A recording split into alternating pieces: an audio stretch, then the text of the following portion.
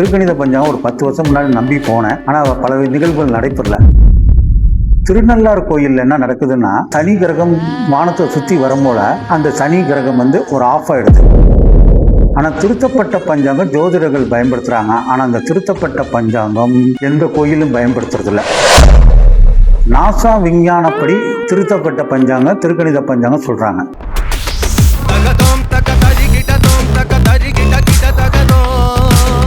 இப்போ ஜோதிடத்தில் 2 பஞ்சாங்கம் இருக்குது. ஒன்று வாக்கிய பஞ்சாங்கம், இன்னொன்று திருக்கணித பஞ்சாங்கம். வாக்கிய பஞ்சாங்கம் என்பது ஆதி காலத்தில் உருவானது. அதாவது வேத மகரிஷிகள், சித்தர்கள், அகஸ்திய முனிவர்கள் இவர்கள் கண்டுபிடிச்சது அந்த வாக்கிய பஞ்சாங்கம். காலங்காலமாக நம் முன்னோர்கள் இந்த வாக்கிய பஞ்சாங்கத்தை கடைபிடித்து வராங்க, இன்னமும் கடைபிடிக்கிறாங்க.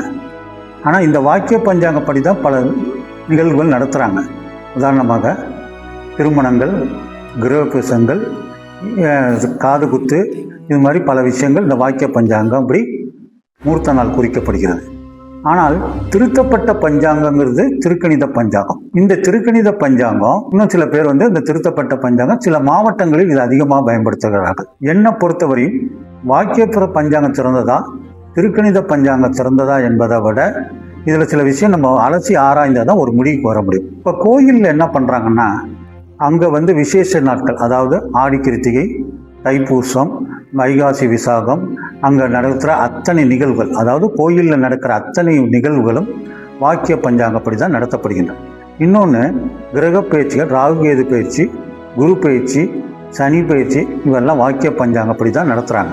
ஆனால் இது ஆதி காலத்திலேருந்து தொண்டு தொட்டு வருகிறது. ஆனால் திருத்தப்பட்ட பஞ்சாங்கம் ஜோதிடர்கள் பயன்படுத்துகிறாங்க. ஆனால் அந்த திருத்தப்பட்ட பஞ்சாங்கம் திருக்கணித பஞ்சாங்கம் எந்த கோயிலும் பயன்படுத்துறதில்லை.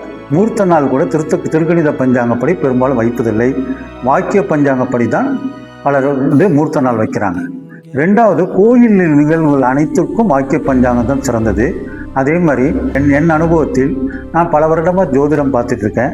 என் அனுபவத்தில் என்ன கிடைச்சிருக்குன்னா, வாக்கிய பஞ்சாங்கம் தான் சிறந்தது என்பது என் அனுபவத்தில் கிடைத்தது. ஏனென்றால் இதில் நான் திருத்தப்பட்ட திருக்கணித பஞ்சாங்கம் ஒரு 10 வருஷம் முன்னாடி நம்பி போனேன். ஆனால் பல நிகழ்வுகள் நடைபெறல. ஆனால் வாக்கிய பஞ்சாங்கத்தில் எனக்கு பல நிகழ்வுகள் நடைபெறுகின்றன என்று எனக்கு தெரிகிறது. ஸோ என்னை பொறுத்தவரை நான் அதிகமாக பயன்படுத்துவது வாக்கிய பஞ்சாங்கம் தான். இந்த வாக்கிய பஞ்சாங்கத்தில் ரிஷிகள் பயன்படுத்துறது மட்டும் இல்லை, கோயிலில் பயன்படுத்துகிறாங்க.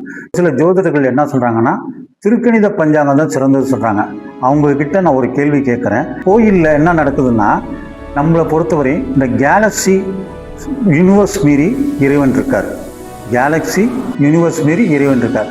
ஆனால் இந்த திருக்கணித பஞ்சாங்கம் என்ன கொண்டு வந்திருக்காங்கன்னா, நாசா விஞ்ஞானப்படி நாசாவில் என்ன பிளானட் மேலே சுற்றிட்டு இருக்கோ அதன்படி திருத்தப்பட்ட பஞ்சாங்கம் திருக்கணித பஞ்சாங்கம் சொல்கிறாங்க.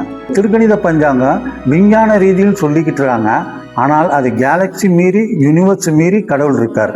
ஸோ அந்த கேலக்சியும் யூனிவர்ஸும் கடவுளை கட்டுப்படுத்துகிறார். அதுக்கு உதாரணம், இப்போ திருநள்ளாறு கோயிலில் என்ன நடக்குதுன்னா, ஒவ்வொரு வருடம் சனி கிரகம் வானத்தை சுற்றி வரும்போல அந்த சனி பகவான் மேலே வரும்போது ஒரு செகண்ட் அந்த சனி கிரகம் ஒரு ஆஃப் ஆகிடுது. அப்போ இதுலேருந்து நம்ம என்ன தெரிஞ்சுக்கிறோன்னா, யூனிவர்ஸ் கேலக்ஸி மீறி இறைவன் இருக்கார். அப்போ இறைவன் இருக்கார். அப்போ என்ன நடக்குதுன்னா, இது வாக்கிய பஞ்சாங்கம் தான் சிறந்தது. என்னை பொறுத்தவரையும் இடையில் திருக்கணித பஞ்சாங்கம் அது ஒரு சிலர் பயன்படுத்துகிறாங்க, அது அவரோட விருப்பத்தை பொறுத்தது. ஆனால் நான் பெரும்பாலும் பயன்படுத்துறது வாக்கிய பஞ்சாங்கம் தான். இந்த வாக்கிய பஞ்சாங்கப்படி தான் முகூர்த்த நாள், திருவிழாக்கள், கோயில் விழாக்கள் இதெல்லாம் பயன்படுத்துகிறாங்க. இன்னொன்று, ஓல்ட் இஸ் கோல்டு என்ற அடிப்படையில், மீண்டும் சொல்கிறேன், ஓல்ட் இஸ் கோல்டு என்ற அடிப்படையில் வாக்கிய பஞ்சாங்கம் தான் சிறந்தது. திருக்கணித பஞ்சாங்கம் இடையில் வந்ததுனால இது பெரும்பாலும் இது நடைமுறைக்கு ஒத்து வரலங்கிறது என் கருத்து. ஸோ இதை நீங்கள் தான் முடிவு பண்ணணும். வாசகர்கள், நேயர்கள்லாம் இதை நன்கு ஆராய்ந்து உங்களுக்கு எந்த பஞ்சாங்கம் வருதோ கொஞ்சம் ஆராய்ச்சி பண்ணுங்கள். என் அனுபவத்தில் கிடைத்தது வாக்கிய பஞ்சாங்கம் சிறந்தது என்று சொல்லி இந்த வீடியோவை நான் நிறைவு செய்கிறேன்.